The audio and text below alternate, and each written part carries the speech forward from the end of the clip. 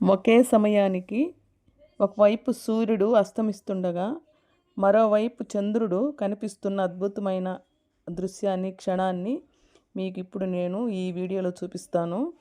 చూడండి,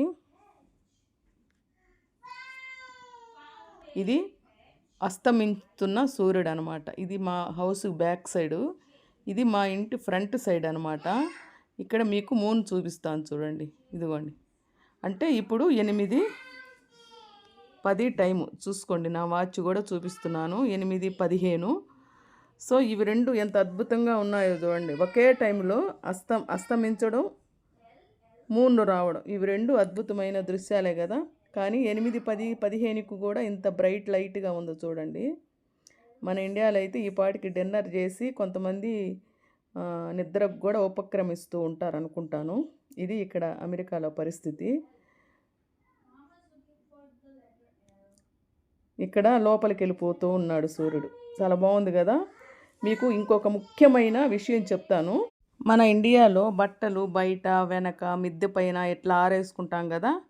చూడండి, ఈ ఇమేజ్లో ఎట్లా నీట్గా ఆరబెట్టుకుంటున్నామో ఇదే మనకి సన్కి బాగా ఆరిపోతుంది అనమాట. కానీ అమెరికాలో అలా ఉండదు. ఇది పాత రోజుల్లో ఉండేదేమో తెలియదు, కానీ ఇప్పుడైతే అది నిషిద్ధం. అమెరికాలో బయట ఆరేస్తే ఫైన్ వేస్తారా అని కొంతమంది కామెంట్ చేశారు. అది ఎందుకు బయట బట్టలు ఆరవేయకూడదు అనే దాని గురించి నేను ఒక చిన్న వీడియో చేశాను. అది మీకు ఇప్పుడు చూపిస్తున్నాను. ఈ విధంగా ఎక్కడ ఉండదన్నమాట. ఇవి ఓన్లీ ఇమేజెస్సే, కానీ నేను ఇప్పుడు మీకు రియల్ చూపిస్తాను. చూడండి, ఇక్కడ నిషిద్ధం అని ఇంటి మార్కు పెట్టున్నారు. ఇట్లా ఆరవేయకూడదు అని. చూశారు కదా, ఇట్లా క్లీన్గా ఉండాలి అని వాళ్ళ ఉద్దేశం అనమాట. ఇంటి ముందు ఈ విధంగా యాంబియన్స్ క్లీన్గా ఉండాలి అని అర్థం.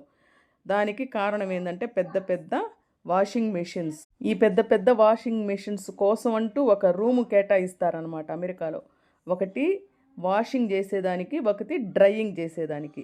అందుకనే వీళ్ళు ఎండబెట్టడానికి బయట అనేది వాడుకోరనమాట. ఒక్కొక్కసారి వీళ్ళకి స్నో పడుతూ ఉంటుంది కదా, అంటే మంచు పడుతూ ఉంటుంది కదా, అదొక రీజన్. ఒక్కొక్కసారి ఈ పుష్పాలు పుప్పొడి రాలుతూ ఉంటాయి, అది కొంతమందికి పడదనమాట.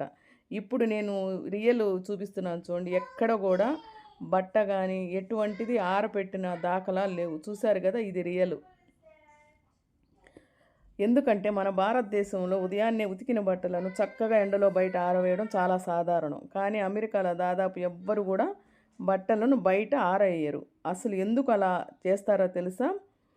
HOA రూల్స్, అంటే హౌసింగ్ సొసైటీ నిబంధనలు. అమెరికాలో చాలా కమ్యూనిటీల్లో రైట్ టు డ్రై, అంటే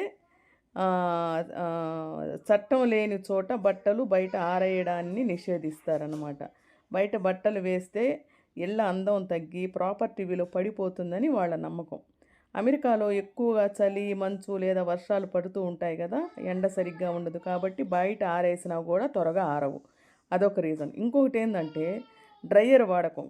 క్లాత్స్ డ్రయర్ అనమాట. అంటే ప్రతి ఇంట్లోనూ ఉతికే వాషింగ్ మెషిన్తో పాటు బట్టలను నిమిషాల్లో ఆరబెట్టే డ్రయర్ మెషిన్లు కూడా ఉంటాయి. దీనివల్ల సమయం ఆదా అవుతుంది, పని కూడా సులువు అవుతుంది అనమాట వాళ్ళకి. మన దేశంలో అయితే ఉచితంగా ఎండ దొరుకుతుంది కాబట్టి దాన్ని బాగా ఫుల్గా వాడుకుంటాం. ఏది ఎండబెట్టాలన్నా బట్టలు కానీ ఇంకేదైనా కూడా మనం ఎండలో ఆరబెట్టుకుంటాం కాబట్టి అది మనకి ఎండ అనేది బాగా ఉపయోగపడుతుంది. అక్కడ ఎండ ఉంటుంది కాబట్టి. అక్కడ కరెంటు బిల్లు కట్టి డ్రయర్ వాడుతారు. మరి ఈ విషయం మీకు ముందే తెలుసా? కామెంట్ చేయండి. ఇటువంటి ఆసక్తికరమైన విషయాలు మీకు తెలియాలి అంటే కనుక నాకు కామెంట్ చేయండి. నేను మీకు ప్రతి ఒక్కటి వీడియో రూపంలో పెడతాను. ఎవరైనా మనకి కమ్యూనిటీలో హౌస్ తీసుకునే ముందే ఇవన్నీ రెజల్యూషన్స్ ఉంటాయన్నమాట. ఇట్లా నీట్గా పెట్టుకోవాలి, లామ్ ఫ్రీగా ఎప్పటికప్పుడు క్లీన్ చేసుకోవాలి, బట్టలు బయట ఆరేయకూడదు, ఇట్లాంటివన్నీ వాళ్ళకి కమ్యూనిటీ రూల్స్ అండ్ రెగ్యులేషన్స్లో ఉంటాయన్నమాట. అందుకని వాళ్ళు బట్టలు బయట ఆరవేయరనమాట.